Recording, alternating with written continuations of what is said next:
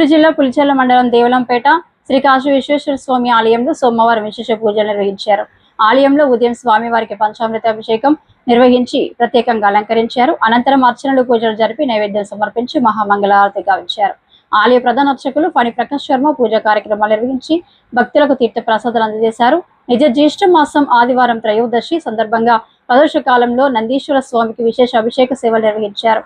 ప్రత్యేక పూజలు చేశారు. ఉభయదారులుగా తేజావతి కుటుంబ సభ్యులు వ్యవహరించారు. పెద్ద ఎత్తున భక్తులు స్వామిని దర్శించుకున్నారు.